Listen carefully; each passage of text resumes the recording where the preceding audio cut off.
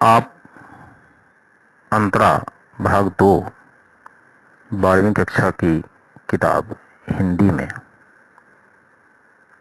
आचार्य रामचंद्र शुक्ल रचित प्रेम घन की छाया स्मृति पढ़ते हैं। अब मेरे मन में एक विचार आया कि प्रेम घन छाया स्मृति को पढ़ने के बाद शुक्ल जी द्वारा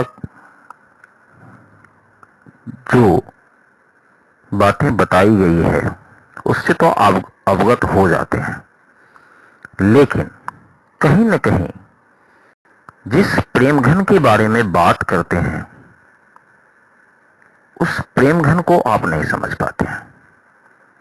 तो आज हम इस पर बात करते हुए पंडित बद्री नारायण चौधरी प्रेम घन के बारे में जानने का प्रयास करेंगे। सबसे पहले मैं थोड़ा सा भारतेंदु युगीन हिंदी काव्य के विकास के बारे में आपको बता देता हूं। इस समय जब भारतेंदु जी हिंदी काव्य में आए तो कहा जाए तो ये संक्रांति का युग था, यानी दो धाराओं का परस्पर मिलन, एक की समाप्ति और दूसरे का उदय हो रहा था।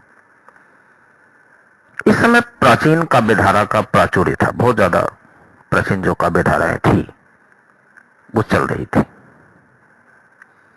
लेकिन नई काव्यधारा की शुरुआत भी हो गई थी। उसी में जो प्रथम कोटि के कवि आते हैं जिन्होंने आधुनिकता से केवल अपने को बिल्कुल ही अलग रखा, यह है सेवक सरदार हनुमान कवि। दूसरी कोटि में ऐसे कवियों को रखा गया जो कविता लेखन का आरंभ तो प्राचीन परंपरा के अनुकूल किया, किंतु ये आधुनिकता से युक्त होते चले गए, यानी आधुनिकता के अनुरूप काव्य रचना करते चले गए। ऐसे कवियों में स्वयं भारतेंदु हरिश्चंद्र थे, और इस कोटि में ही अन्य कवि थे चौधरी बद्री नारायण प्रेमघन, प्रताप नारायण मिश्र और राधा कृष्ण दास। और तीसरी कोटि उन कवियों की थी जिन्होंने अर्वाचीन बिल्कुल नवीन ढंग से रचनाएं प्रस्तुत की। उसमें बाल मुकुंद गुप्त का नाम सर्वप्रथम है। तो अब हम बात करते हैं पंडित बद्री नारायण चौधरी प्रेमघन पर। इनका जन्म 1912 संवत 1912 जिला गोंडा के दत्तापुर गांव में हुआ था। वर्षा ऋतु से इन्हें विशेष लगाव था और इसके कारण इन्होंने अपना नाम रख लिया प्रेमघन। तो अब आप समझ गए होंगे कि प्रेमघन इनका नाम कैसे पड़ा। वर्षा ऋतु से लगाव होने के कारण इन्होंने अपना नाम रखा प्रेमघन। भारतेंदु इनके अंतरंग मित्र थे, जैसा कि शुक्ल जी ने बताया है कि उनकी मित्र मंडली में थे, लेकिन मैं आपको स्पष्ट कर दूं कि ये उनके अंतरंग मित्र थे। प्रेमघन ने बहुत सारे साहित्य की रचना की और भारतेंदु जी ने जिस कार्य को शुरू किया था उसको आगे बढ़ाया।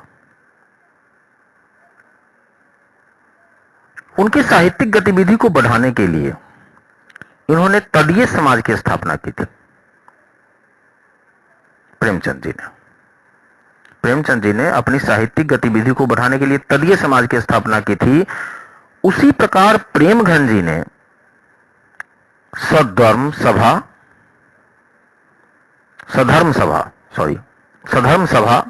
तथा रसिक समाज की स्थापना की थी। भारतेंदु जी ने कवि वचन सुधा, हरिश्चंद्र मैगजी, बाल बोधनी पत्रिकाएं निकाली। इन्होंने साहित्य सेवा के उद्देश्य से आनंद कादंबनी मासिक तथा नागरी नीरद साप्ताहिक पत्र निकाला।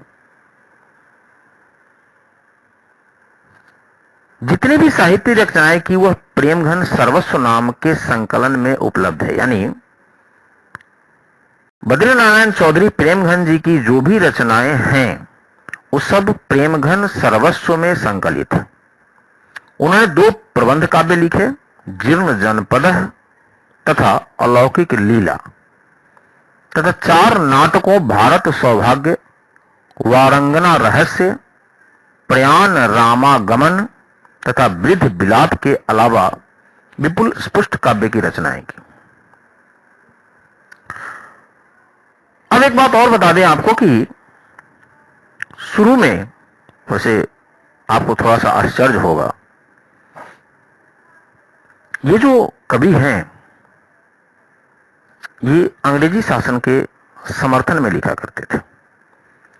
विक्टोरिया की हीरक जयंती के अवसर पर, सनातन धर्म के सम्मिलन के अवसर पर, नागरी लिपि के कचहरियों में प्रवेश के अवसर पर, दादा भाई नौरोजी के पार्लियामेंट में प्रवेश के अवसर पर, भारतेंदु के निधन के अवसर पर भी इन्होंने कविताएं लिखी है।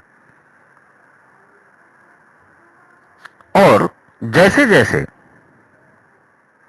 प्रेमघन जी में परिपक्वता आती चली गई, वैचारिक धारा बदलती चली गई और बाद में पूर्णतः राष्ट्रीयता के ओतप्रोत हो गए। इंग्लैंड में दादा भाई नौरोजी को काला कहकर मजाक उड़ाया गया। उस समय भी प्रेमघन जी ने बहुत ही रोषपूर्ण रचना की और उसकी 2 लाइन मैं आपको सुनाता हूं। अचरज होत तुमहु सम गोरे, बाजत कारे तासों कारे, कारे शब्द हों पर हैं वारे। तो जैसे आपने देखा कि काले को ही महिमा मंडित करके इन्होंने, आगे और भी लंबी कविता है ये, और अपने को श्रेष्ठ, यानी हम काले हैं, हम भारतीय हैं तो श्रेष्ठ हैं, इस पर इन्होंने बात की है। प्रेम घन जी भारतेंदु युग के उन कवियों में से है जो प्राचीनता की परंपरा से शुरू होकर आधुनिकता की ओर बढ़े। ये बात हमने बता दिया था आपको। तो इनकी प्राचीन परंपरा से युक्त भी एक रचना है। चेहरे मुख पर घन श्याम से केस, इतय सिर मोर पखा फहरे, उतगोल कपोलन मैं अति लूड़, अमोल लली मुक्ता भहरे। ये इनका युगल मंगल स्रोत से लिया गया है। उसके बाद इन्होंने कुछ भक्तिपूर्ण भी रचनाएं की थी, जिस इनमें दोहा, कुंडलियां तथा छप्पे भी हैं। भारतेंदु की रचना बकरी बिलाप से प्रभावित होकर उन्होंने पितर प्रलाप की रचना की थी। इस रचना में राष्ट्रीयता का स्वर प्रबल है और शोकाकुल बिंदु की रचना इन्होंने भारतेंदु के देहावसान पर लिखी थी। और इन्होंने जो भारतेंदु के उस पर लिखा था, अतियो हरिश्चंद अमंद सो भारत चंद चहू तम छाप गयो, तरु हिंदुन के हित उन्नति को बढ़ते अब ही मुरझाए गयो, गुण राशि जवाहिर की गठड़ी अनमोल सुकौन उठाए गयो, नित जाके गरूर से चूर रहयो, वह हिंद ते हाय हराप गयो। तो इस तरह से इन्होंने भारतेंदु के निधन पे लिखा था। अंग्रेजी सरकार, जो उस समय की तत्कालीन सरकार थी, उसके द्वारा टैक्स लगाए जाने पर भी भारतेंदु ने बड़े रोषपूर्ण ढंग से लिखा था। और जैसा मैंने आपको थोड़ी देर पहले इसी अंश में बताया था कि प्रेमचंद भी राजभक्तिपूर्ण रचना करते थे। 1857 की क्रांति की निंदा करते हुए उन्होंने लिखा था, देसी मूढ़ सिपाह कछुक लय कुटिल प्रजा संग, क्यों अमित उत्पात रचयो बिन नासन को ढंग। वहीं पर महारानी विक्टोरिया के हीरक जयंती जुबली पर के अवसर पर ये लिखते हैं, तेरी सुखद राज की कीर्ति रहे अटल इत, धर्मराज रघु राम प्रजा ही मैं निभि अंकित। तो उस समय का जो शासन था वो अंग्रेजों का शासन था और अंग्रेजों के सत्ता के विरुद्ध ये नहीं लिख रहे थे। लेकिन जैसे ही अंग्रेजी शासकों की वास्तविकता का ज्ञान हुआ, उन्हें वो जानने और समझने लगे, और जब देश प्रेम इनके अंदर जगा, तब जो इनकी रचनाएं आई वह भारत की प्रशंसा में, भारत के लोगों के दुख दर्द के लिए लिखी जाने लगी। भारत की प्रशंसा करते हुए वो लिखते हैं, सतदीप की विधा कला विज्ञान इत चली आवई, सतदीप की विधा कला विज्ञान इत चली आवई, उधम निरत आरन प्रजा रही सुख समृद्धि बढ़ावई, दुष्काल रोग अनीति नसी सधर्म उन्नति पावई, भर विबुध अन्न सुरत्न भारत भूमि नित उपजावई। ये आनंद अरुणोदय में भारतीयों को दूत करने के लिए उन्होंने भी लिखा कि उठो आर्य संतान सकल मिली, भारतीयों को जगाने के लिए, क्योंकि चेतना जग चुकी थी, अंग्रेजी शासन हमारे लिए ठीक नहीं है। उठो आर्य संतान सकल मिली, बस न विलंब लगाओ। और इस तरह से इनकी कविताएं धीरे धीरे बढ़ती चली गई।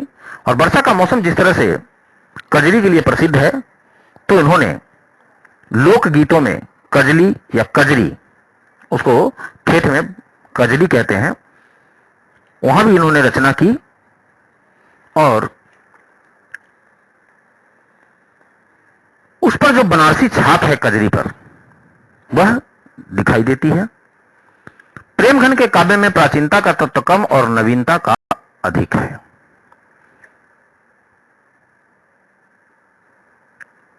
और इनकी जो रचनाएं हैं उनको हम इस रूप में देखते हैं कि राजभक्ति के संदर्भ में जो इन्होंने लिखी,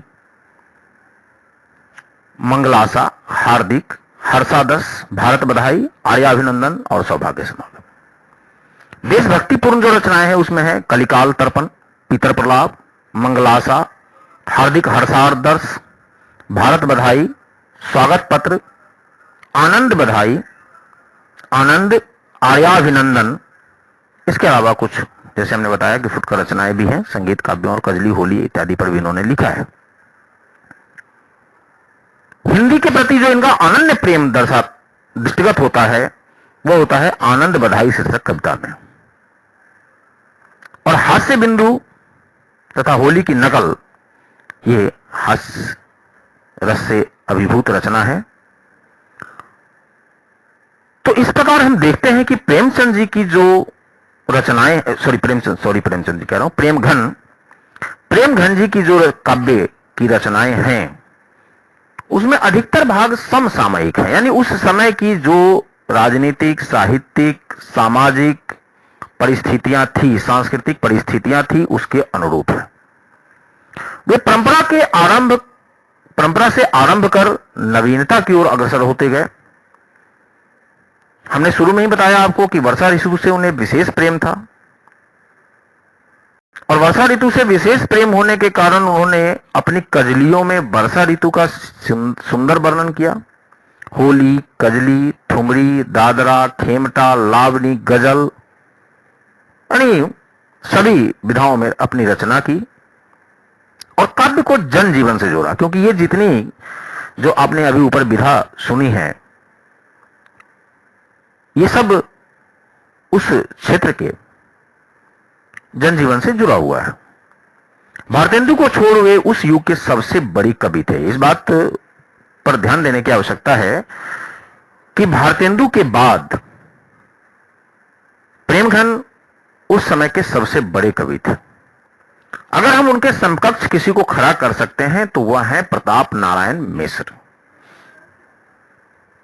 तो अब मैं जहां तक समझता हूं कि आप जिस चौधरी प्रेमघन की स्मृति, यानी प्रेमघन की छाया स्मृति को आपने शुक्ल जी के माध्यम से पढ़ा था, और जो ज्ञान आपने हासिल किया था,